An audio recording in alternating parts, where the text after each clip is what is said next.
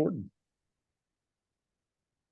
All right, so we're joined by a local entrepreneur, the owner and founder of Sugar Ray's Sweet Shop here in Jackson, the awesome Jessica Davenport. Thank you so much for joining us. I've got a room full here with me at Velma Jackson for our entrepreneurship class, and we're recording this for our friends at Ridgeland High School, Germantown High School, and our YouTube channel. So thank you so much for joining us. So we'll jump right Thank you into for it. having me. Oh, you're very welcome. We'll jump right into it. Sugar Ray's. Tell us a little bit about it. I know you're founded in 2016. So tell us a bit about it, what all you guys do, what all y'all sell, the whole shooting match. Okay, so the way it started, I guess I should tell you how it started. Sure. In 2016, I wanted to like do something fun. So I've always had a background in hospitality and food industry. So I've always worked around food in some capacity. Um, and so my friend and I wanted to open up like a speakeasy. I don't know if you know about a speakeasy, like a lounge place downtown. And we found the building, and the building was really, really nice. And so we wanted it to be dark and mystique and different. And my friend that was designing it, you may know her, Mary Sanders Ferris. She owns Ferris and Co. She's designed all of the restaurants that you know now. And we used to work together at Babalu when Babalu was fun and cool back in the day. She was like, well, you need to create something in the front so that it could be like light and bright and happy. And so I had an opportunity to have like a baker to come and do pretty cakes, and it was going to be fun, but she fell through at the very last minute. And so it was like, she was like, well, you can do something different. And then my friend was like, have you heard, do you remember Harlem Nights? But they had like a little, so in the front they had Sugar Ray's, like the candy store. Yeah. So she was like, you can just do a candy store. And I literally thought I could just do a candy store and it would be super easy. And it was kind of. And we put a store together in 2 weeks, literally in 2 weeks. Because we had a conversation in mid-January and she said that we need to like take advantage of Valentine's Day. And I was like, let's do it. There you So we did it. So we created a fun candy store that was old school. And I wanted to be a place where people can come and just like feel like a kid again, because you cannot be unhappy in a candy store, right? So I wanted people to just have an experience and to have a sense of nostalgia. Fast forward, the store closed down in 2019 because I was downtown across the street from the King Edward Hotel. And at that time, they were doing a lot of construction. No one else was down there. And it was very, very hard for me to stick around. But I made the most amount of money from doing events and parties. I've done stuff for Mercedes-Benz, Kate Spade. I had a pop-up store in Highland Village with the Children's Museum. We had a candy and toy store. So I did different things, and I shut it down in 19, right before COVID, literally like 6 months before. And then during COVID, I was like really sad and depressed like everybody else. We didn't know what was happening, what to do. And I started making cinnamon rolls. My friend gave me a cinnamon roll recipe. What ended up happening was it turned out right the first time I did it. Had I done it and it didn't turn out right, I probably wouldn't have stuck with it. And I started making them for my friends and like family members. And it was like, you should sell them and connect it with your old brand Sugar Rays. And I did. And I've been making cinnamon rolls ever since. Now, I think that's cool because I have 11 years of restaurant industry myself, and we have a young lady here that has worked in restaurants as well. Now, I think one of the biggest misnomers and one of the biggest pet peeves I have when I hear people say, "Oh, you can cook a little bit, you need to open a restaurant." No, it Right. doesn't work like that. Because when it comes to how to price your product, the food industry is going to have the most startup cost of any business you can have, and it's actually not even close. So how did you use that experience working in the restaurant industry to translate into having a successful hospitality based business? So one of my like how I personally like I know how to pivot quick. Like if something don't work, I can fail forward fast. Like it ain't working, let's try something else. It ain't working, try something else. I also believe in talking to your target audience or like your customers, and they'll tell you what they want, and you need to be able to adjust. From working in the restaurant industry also, I just know how to work in a high pressured environment and just like figure it out. Because things could change in a minute. COVID, I was working in manship when COVID happened, and we shut the restaurant down, and then we opened up a pop-up restaurant selling Asian inspired dishes, because we try to figure out how can we make something that's fast, that's economically friendly, that easy to warm up, and could be something different that everybody else wasn't doing. Wow. So having that experience I was able to be able to just adjust. And that's really what life is about anyway. Learn how to adjust, because things are going to change, and you have to be able to just go with the flow, or, figure out a way to like make it work if you want to do it. Because anything you do is going to be hard, don't matter what it is. Are you willing to do the work to make it Absolutely. happen? Now, like I said, we did look at your website, and we saw some of the things you sell. So you do specialize in cinnamon rolls, but you also have a few other things. So talk a little bit about your product line and what all you have, or what all you're looking to expand to, and everything else. So Sugar Rays has always been a retail business. So I like to like specialize in like specialty goods, like stuff that you probably wouldn't get everywhere, especially candies. I also have merch on the line on there, which you will see. One of my really good friends is Kristen Lay. She owns Dimple Press downtown, and so she helped me design products that people could probably want, like I'm a sweet experience or certified sweet tooth, something that's catchy and fun that. Because a lot of times people sell T-shirts and it just say the name of the brand, and you like, why do I care? But if you have like a good saying that people can relate to, it's always fun to be able to sell merch like that. And overall, my ultimate goal, I would like to be able to sell the recipe so that you can like somebody can either produce it on their own, or it can be in like the grocery stores or something like that. And I'm actually applying to be a part of the Target Accelerator program, where they help you become retail ready and you can put your products in the store. Well, now I think that's a great point when it comes to promotion, because we've had other entrepreneurs that have said, as silly as it may sound, people love cheesy. So if it can be something that sticks out, that's something that catches the eye, because the food industry is one of the most, if not the most competitive market, because people can eat anywhere and people will eat a lot of different stuff. So you They got really will. to reach that market.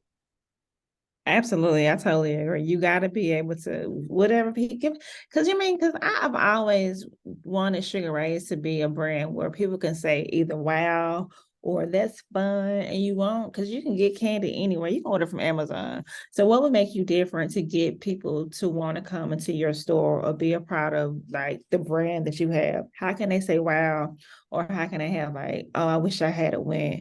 I wish I had a showed up. I wish I could have participated.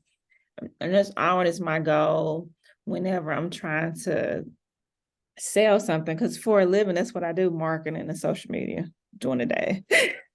No, I'm glad you brought that up too, because something that I didn't even realize until I started having these guests is that a lot and more that entrepreneurs that we've seen either have a part-time or full-time job. They do full-time because of the benefits of the stability of income. Especially if they have children, to have that insurance available for the family, because yeah, you hear the stories of people jumping all in and that's all they do. That's a lot tougher than the media makes it sound. It's very, very hard, and you need to be able to live. You need to be able to eat. And I advise you to, keep your day job, and until you can make enough money where it can like compensate for what you made, just keep doing. You can do both. And I work from 8:30 to 5:30 every day. And I end up working from like 6 until sometimes 10, 11 o'clock at night. It just depends on the day. So I'm always working. I'm always doing research. I'm always asking questions. I'm always trying something different. And I fail a lot. But it also, gives me perspective, and it makes me be more creative. And I'm looking at my competition. And I think that competition breeds innovation. I want to see what people are doing, because I want to, step it up. And then they'll step it up, and we'll step it up. And at the end of the day, your customers are the ones that benefit. Like, dang, it's a lot of great businesses around here. And I think that's so cool. You're saying all the same stuff that I've said. It's just good to hear somebody else say it. Now here's a question I had, and Okay. I've heard this a lot in the food industry. So, and you know, and we've talked, and I said how great your product looks, but there's no way I could eat it. What do you say to people that may give you say, well, how could you serve something that's obviously not healthy? What could you say to that? Everybody may not be your customer. And that's okay. Because I may have people that say, why don't you ever make gluten-free or vegan? It's just what I do with sugar, fun, dairy, and all the things. And this just may not be for you. And I could recommend something that may work for you. You may not like it because you may want this particular thing, but you don't always have to like change up your stuff because of one customer or one group. Stick to what you are good at, stick to what you know works, and just try to grow that. Because if you try to do too much too fast, you don't have the opportunity to see what could work and it won't show longevity. So it's Yeah. okay. And on top of that, you know, I always say it's okay to change what you're doing, but what you don't want to do, like you said, especially in the food industry where you have food costs, you don't want to buy extra ingredients to have something that two people are going to buy. Right. You know, when I was waiting tables, I would get that a lot. Why'd you take this off the menu? It was my favorite. I said, well, I hate to tell you this, but you're the only person that's ever said that. So we're not going Right. to keep buying ingredients for one person to buy it. You know, it's just unfortunately it's economics 101. So Right. that is a great point because the people that like what you have and keep buying it, that's the ones you have to keep because it's cheaper to keep customers than it is to attract new ones. Absolutely. And you want to retain the ones you have. Now, and along the same lines, and something we're working on right now in class is pricing the product. Now, a big mistake that I see so many young entrepreneurs make, especially young Black business owners, is they're so concerned with being affordable, they don't charge enough to actually make any money. So, how do you? Because it is a science. It's a science and it's a mental game. The sales is mental, and the pricing is science. So, how do you do that to price yourself to make sure you're staying profitable? Because obviously you want to make a profit, but you don't want to skimp on ingredients and give somebody a crap product. So how do you balance that? Well, I can give you an example now. Like eggs are really expensive, and eggs is very important to what I'm doing right now. So I try to make an adjustment where it's not a major thing where people can notice it as much. Because if you do a drastic change, it's hard for sometimes for people to like swallow. So maybe I get a different type of container that's a little bit smaller and it still gives you the effect of the 6 big rolls. And like now I do 5 or do a different type of special where it won't give people sticker shock. Cause that's a thing that people can normally go through. Cause I don't want people to say, wow, that was expensive. Or I want them to say, wow, that was great. Like I see the value in the product and I try to make sure I continue to use excellent ingredients or high quality ingredients or explain why I'm doing what I'm doing so that people can like relate because people probably now I'll feel the effects of everything being expensive. And as long as you are engaging with your customers and you keeping like an open dialogue or or do something different, like make them smaller, like make mini rolls instead of like the large ones so you can get more, I can get more out of my batch than what I normally would do. Um, or find other vendors to work with. They may have something at a cheaper rate than what I do. If I can go to Costco to get something, try Sam's, just try to figure out ways to cut costs in different areas. Maybe I don't do, maybe if I'm paying for somebody to do my social media, maybe I can cut back on something else. Like instead of posting 3 days a week, post 2 days a week. There's other things that you can do to try to accommodate. Or you can probably add on to the sale, like add like a bonus buy. Like if you buy this or you spend a certain amount, you can get something free or get something at a different value, right? So you have to just figure out ways to adjust. But that's business 101. You have to be able to adjust. You Yeah. must. And it's something I've talked about because I've never been a entrepreneur, but I have spent some time in sales. And when it comes to pricing, there's tricks you can do that are, you know, they're not unethical, but they work. saying this price includes all of this. Show the customer what they're getting, because I always tell the story when I was selling cell phones. If people would call on the phone, I would tell them a price. But what I didn't tell them is that price I was telling them was including a case, a Bluetooth, and a charger. So when they get there, they just think they're paying for the phone, but like, wow, it includes all this too. Heck yeah, I'll take it. I didn't lie to them. I told them what they needed to expect when they came in the store. And then when they got there, they had the tangible thing they were getting to show they were getting more for that. And what the word we use is perceived value. Yes. They gotta feel like they're getting something for the amount of money that they're spending. You do not want people to walk away feeling like they got gypped or taken advantage of. They need to be able to see the value of what they receive. I agree. And also, and you do a great job of especially when something is so aesthetically important. Taking the pictures. Finding the right angle of the pictures, finding the way to light it right, finding the way to present it. Food, people don't understand. A big part of food industry is the presentation. So finding a way to put it in the plate or the container correctly and having it look good, the better it looks to look at, it's going to have that effect to taste better. So it may taste great, but if it looks like crap, they're going to think it tastes like crap. That's true. And then also, like, one of the tricks that I also use is just like using words. I remember taking a marketing class when I was in college and just using words that, like, when you start training them to think like, this is so good. Isn't this good? It's the best thing I've ever had. You use those words and they start repeating like, you know what? This is the best thing I ever had. This is good, And I also learned that from working in the restaurant industry, because sometimes people don't really know what they want. But when you start teaching them, this is something that you didn't know that you needed. You must have it, and you explain it to them. And I promise you, this is the best thing I ever ate. And start using descriptive words and making it sound enticing, make them want it, because they do. People buy with their eyes first, and then taste is the second thing. And once they taste it, take it at home and sell it to them. Yeah, I used to call it pitch, put in the customer's hand, let them hold it, let them look at it, let them feel it, and then take it away from them. Then they want it back. So again, it is a mental game, but it's one that can be played and can be won. Absolutely. Play the game and play it well. Yeah.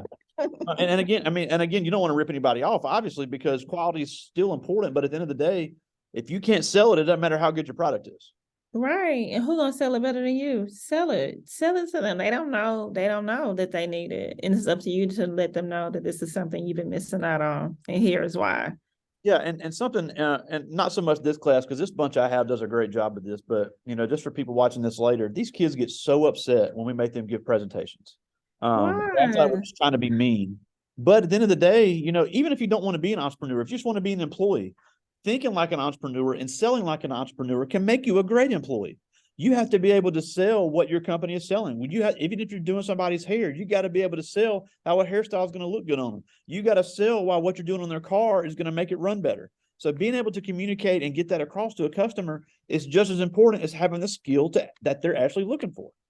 Absolutely. So here at the office at work, they say they call me Jess, and it's always Jess get the yes. I'm like, how can I get you to say yes? Because people are gonna say no, but I'm always asking. That can sometimes be my final question. How can I get you to say yes? What are you missing? What do you need? And I will see if I have the skill set or the product or the ability to be able to accommodate them to see what they need. Because maybe they want something simple that you didn't even think about. Like, oh, this is included. I didn't mention it because I didn't think that was important to you. So, but even if you're not going to be an entrepreneur, even if you don't like have your own business, you still are the personal brand, right? And so you need to be able to sell yourself, because people don't know and they're not mind readers. So you need to be able to explain to them of who you are or what you have or your skill set or what you're able to accomplish for them. How can I bring value to you? That's really what it's about. Well, I couldn't agree more. I do have some questions from the students. These are all seniors, and they've Okay. all come up with their own business concepts for the class. This first one is Miles Woodard. He's really big into in the video game concept. But his question is, what made you decide to expand into clothing and merchandise? I was trying to figure out, because I knew that here's the thing, I can't bake anything else but cinnamon rolls. That's the truth. So I knew that I could not I couldn't make any other products. So I was trying to figure out what else could I do to be able to expand or make more money is really what it was about.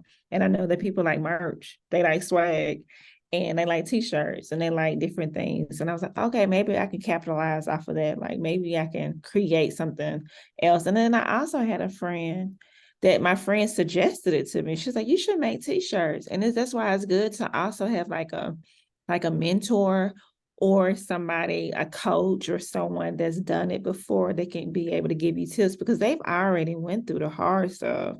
Learn from them, take their suggestions. And for a very long time, I felt like I knew a whole lot, but I really knew not enough. And then I was like, you know what if it works? What if it does? Because sometimes we think about it failing, but we never think about what if you actually do it? What if you win? Yeah, So that's and what. yeah, and also you talk about the social media stuff. You even have the onesies. So somebody's taking baby pictures and they got that onesie on. Wow, where'd you get that? Boom, free advertising that they paid for and you didn't. Absolutely. And the one of the best ways to get it is through word of mouth. And you want be people to be able to share your business or share your product or your ideas with their other friends. That's the best billboard. That's the best business card. Someone else sharing it. Yeah, absolutely. This is Justin Clerk, and he asked, "How do you deal with upset customers?" Listen to their needs, right? See if there's something that you can do. First of all, apologize if you did something that is like incorrect and it's like totally in your control. Listen to what they have to say first. Figure out a way where you can accommodate them and to, show them that you apologize for whatever could have happened or something. Because I could have made cinnamon rolls that had too much salt. And what if they never said anything, right? And then they never ordered again? How would I know to adjust? And so we have to also remember that conflict is not a bad thing. Conflict breeds conversation. And it's okay. You won't always get it right. So I want the upset customers to let me know that they're upset so that I can fix it going forward. Because I don't want everybody pissed. I want them happy. You're supposed to be happy eating cinnamon rolls, right? And I think about it. How many times have you seen on customer reviews, I had a mistake and they were very easy to deal with and they fixed it? People are a lot more likely to leave a great review if that happens. Yes, yes. You don't want them to be you don't want them to be, bothered or whatever. So let them hear what they have to say and try to like accommodate them the best way you can. Sometimes you can't please everybody, and that's okay. But the ones that you can do it. Absolutely. Now, this is a great question. This is a Marion Bolden. He's really interested in starting a trucking and shipping company. But he Okay. asked, if a customer had a special request, could you make a special flavor and how would you come up with the price? Yes. I have people tell me stuff all the time. Sometimes I even like ask like my customers, like, do y'all have any ideas of things that we should do or whatever? And they tell me and I do it. And I just do the food cost on what it is. And sometimes it's not even super expensive and it's not out of the way because with the cinnamon rolls, for the most part, I use the same base for it. And depending on like what's in season, like if they said I want strawberries and strawberries can be expensive at some point, I just like figure out the cost, my food cost, which is normally like 30% or whatever, and just like do the math on it and attach it to what we need it to be. And I let them know that this is the price of it. And before I even make it, they agree to it or not, and we go from there. Adjust. Yeah, and then and again, I'm not a baking expert, but I'm sure some things would take longer to make than others, so that would factor into the price as well. Absolutely. I always consider your time. Yeah. Yeah, so if especially if you're going out of your way to get special ingredients, that would put a premium. And I think for the most part, people would be pretty understanding of that. From most things when they have custom orders, it even says varies depend on the customer. Yeah, it just because like for the most part, if you want something a little more custom, depending on what it is, it's always like I always know it's like a pretty much a $5 upcharge. And I let them know what they would be beforehand. They will, for the most part, pay for it. So It's all people will adjust, you adjust, it's all everybody should adjust in Yeah, general. and then again, it also gives them a personalization touch. You're like, look, I wanted this specially for me, and she was able to do it. Yes, and then tell their friends, Yeah, again, word of mouth, billboard, and you get a new customer. So you retaining the customer now that you have, and then you probably get a new customer that you probably will have in the future. So it's always good to accommodate within reason when you can do it. absolutely. No, this is Octavia Johnson. She wants to be a teacher, but she also has a great cosmetology concept that we've talked about that I think if she really wanted to start it for real, could take off. But she asked, what is the biggest key to building a successful customer base? Mm. The biggest key is, sometimes you have to be creative, right? So if you starting out, you don't have any customers. For a long time, I was giving away stuff for free.